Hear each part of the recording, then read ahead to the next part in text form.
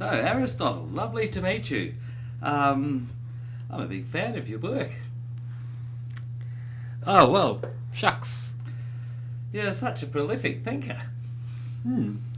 You not only studied almost every subject possible at the time, but made significant contributions to most of them. In physical science, you studied anatomy, astronomy, embryology, geography, geology, meteorology, physics and zoology. In philosophy, you wrote an aesthetics, an ethics, a government, a metaphysics, a politics, an economics, a psychology, a rhetoric and a theology. Whew. Well, what can I say? I like questions and discovery of knowledge. By the way, I should add that when I touch the bust of Aristotle here, I am talking on behalf of Aristotle. Oh, okay. Yeah, so just for the people out there who's wondering what's going on.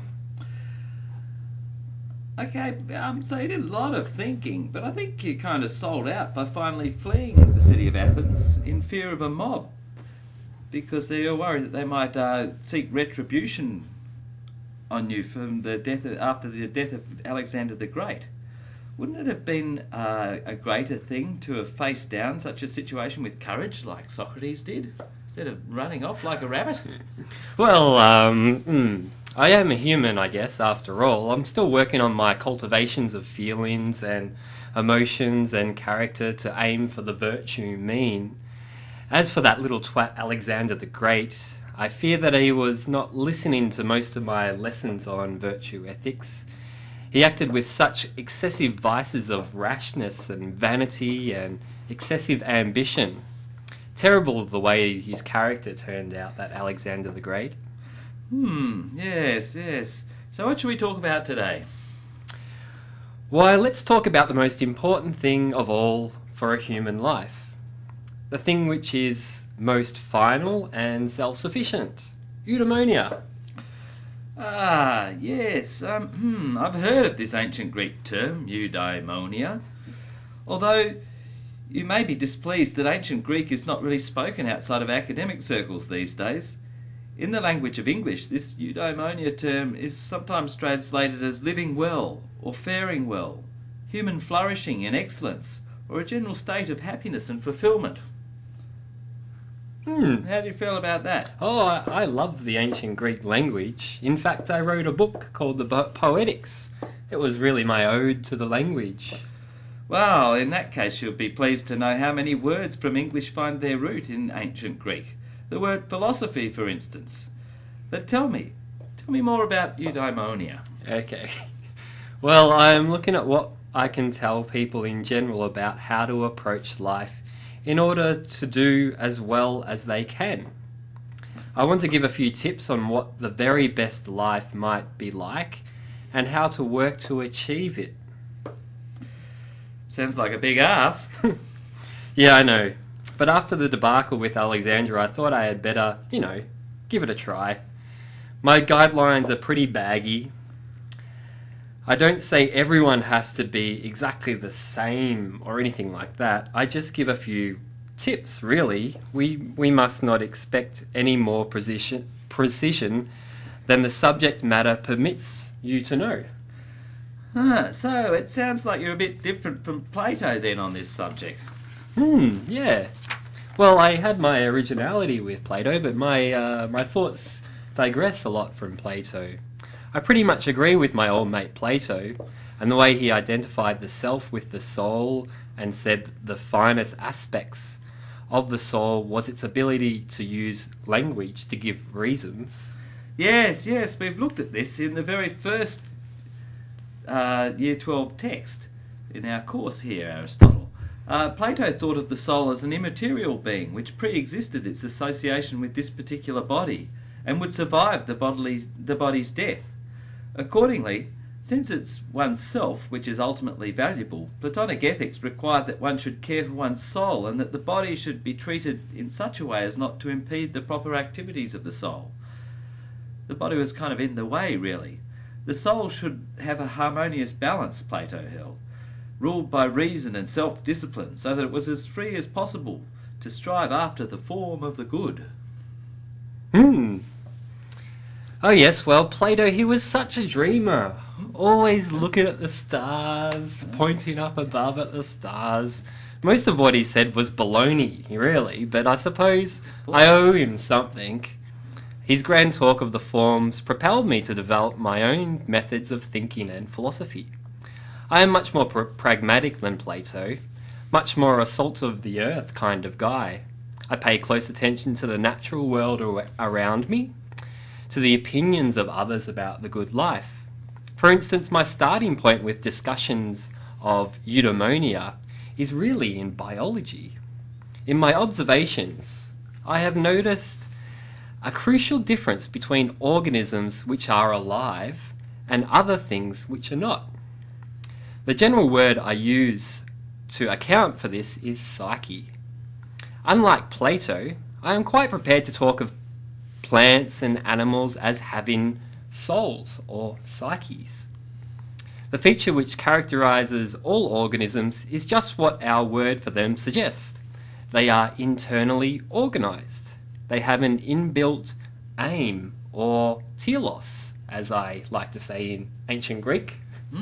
Telos. Now, I do not mean that a lion cub or a unicorn consciously sets out to achieve an aim in life. Talk about aim or telos is rather a way of explaining how it is that the organism typically behaves. Its organizational purposeness governs all activities. Oh, I see, and that's why an organism is radically different from a mountain, a stone, or any other inanimate object. Spot on. Oaks are constructed differently from lion clubs, and differently again from fish or dogs or humans. The organisational structure goes hand in hand with the different ways in which each organism typically functions. All organisms can grow and reproduce. Animals can sense and move about and have emotions. Humans can do all of these, and in addition, they can think, plan and choose. Mountains can do none of this. Now I will make a crucial move in my thinking here, so listen up. The well-being of any organism consists in the integrated exercise of these capabilities. The well-being of any organism consists in the integrated exercise of these capabilities. Wow! So that means if well-being of a lion club will be sense and move about, perhaps it's not a good idea to put them in a cage. Yes, that's right. And the well-being of a human is? To think, plan and choose. Logos, that is, to reason in company using language. We are rational, social animals. Wow, I see. So the idea of telos is really important. Yes, that's right. Again, look at the word around you. World around you. Each object has a function. I think that we might discover what fulfillment consists in if we grasp what is the function of a human being. To inquire about the function of something, for instance a knife, is to inquire about what it is supposed to do. What its purpose or telos is. Then we can deduce what a good knife is. It is a knife that performs that function well. In the case of knives and teachers and students, what they are supposed to do is decided by those who designed them or employ them for a purpose. The knife will cut, the teacher will teach, and the student will learn. Oh, of course. In the case of organisms, how they are supposed to function is determined not by some outside agent, but by their internal purposive organisation. Of course, we can use leaves from an oak tree as a form of decoration, but their function is really to grow and reproduce. Likewise, we can use humans to complete mindless, menial tasks, like I do a bit at distance education sometimes, but their function will relate to the exercise of reason, a capacity that is unique to the human animal. In fact, you may know this, but I was once a careers counsellor in ancient Greece. Oh, You really? wouldn't believe it, would you? No. You Yeah. didn't talk to Aristotle about this, did you? I mean, not Aristotle, Alexander. No, it was much later than Alexander, Oh, actually. okay. It was at the Lyceum, and we were a little bit down on enrolments that year. Oh, so I don't know why that would be. I think all the other young students were at the academy still with Plato, so we were still in our development phases. So I decided I might be a careers counsellor. I thought it was a good idea at the time. Well, I Yeah. never knew that. Yes.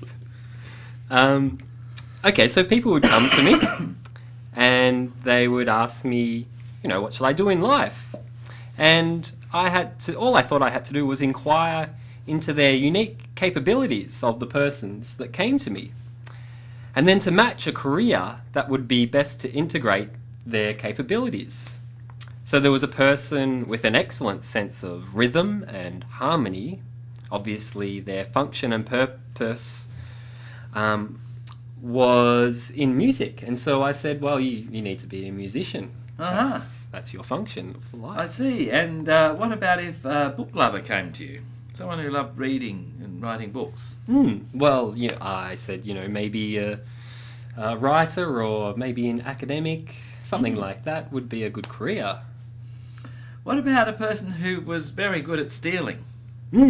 Well, I recommended a CEO, being the top of a CEO of a big business. Might be a good career move. Well, the tax office. Yeah. So let me get this straight. Humans are organisms, and hence they too have an inbuilt function, an inbuilt goal or telos, which is achieved when they function properly. Humans will live fulfilled lives, eudaimon lives, if they function properly.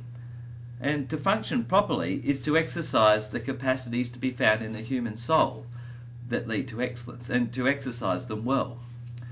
Then reason is the capacity that is unique to the human species, and so exercise of reason will be central to a human life that is eudaimon.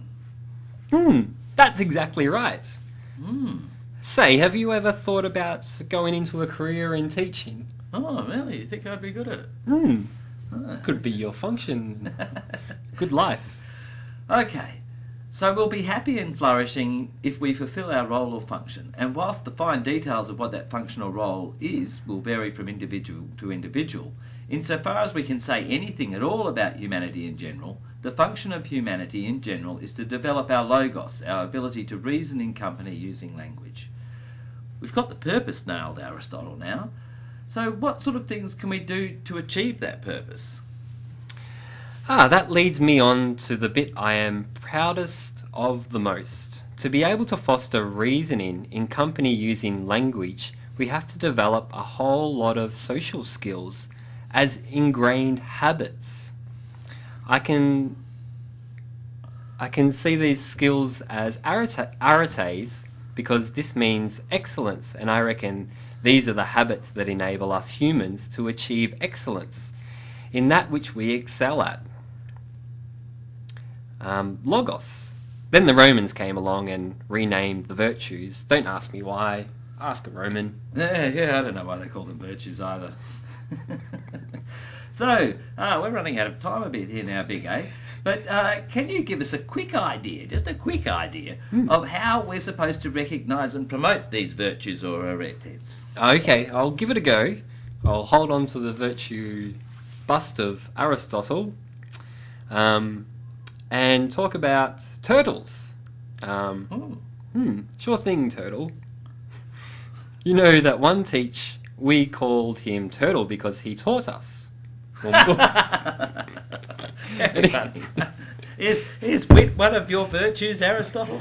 Well, it's developing friendships and, choosing the moderate mean. The moderate mean. Can you tell us a bit more about that? Yeah, okay, sure. Well, as I said, I look around the world and I ask people and for their opinions, and I look at the way that we use language as well, in the way that we described how people have acted, our evaluations of their actions. So, you know, when someone acts out of character and they get all angry, we might say, you know, they're rash or something like that, and it's a fault. It's a fault of theirs. And there's also usually a fault to describe a lack of something. Maybe that's cowardice in this situation. Oh, so is it this bit like how we treat our bodies? You know, like if you eat too much, that's a fault. If you don't eat enough, that's no good either. You've got to get the right spot. Or exercise. You know, you can go crazy with exercise. You wear yourself out. Absolutely foolish. But you can do none, and that's not so good either. So, yes, that's right. So it's applied to a lot of things in life, and I recognise this. It may not necessarily be that we have a word for some of these as well. Sometimes in excess, there may not actually be a word there. But if we talk about it and have a discussion about it, we generally get the idea that there's a virtue mean, a thing that we encourage people to strive for when trying to live virtuously and act well. And usually it comes with an excessive of something and a deficiency. And it relates much to the emotions and feelings as well. So. Oh, yes, because, I mean, a lot of philosophers, well, a few philosophers at least, a couple I can think of, one or two, yeah, you know, sort of said, well, the good life is obviously the life of pleasure, or the life without pain, or, you know, maybe both. So it seems to me like you're saying that that you're not going to either of those. Well, really, I mean, I hold that you know, in developing this eudaimon life, we should be habituating ourselves to cultivate a disposition to act in certain ways. And as part of this cultivation, it requires us to take pleasure in acting virtuously. So that the virtuous person takes pleasure in acting virtuously, and it kind of creates this cultivation and a habituation of the virtuous character. But do we necessarily avoid pain then, or? Well, I guess avoid pain. Not too much attraction to pleasure, and not too little. Not too much. Oh, okay, yeah. Not too much fear of pain, but not too little. You got to train yourself to feel pleasure and pain in the right proportions at the right time. It helps to start young. Oh, wow. So is that all you've got for us, Aristotle? Is that not enough? I think that's pretty good. I've just given you my whole thesis on the good life and eudaimonia and cultivating pleasure in acting well. Well, you did tell us that we mustn't expect any more precision on the subject matter than the subject itself permits. So I guess, you know, maybe we shouldn't ask for too much more. I heard someone told me you did a table of them, though. Oh, yeah. I put it in page 21 of the appendices. Oh, good. Well, I might stick that on my wall. Of the Unit 4 course booklet. Oh, thank you very much. Okay. And goodbye from Aristotle.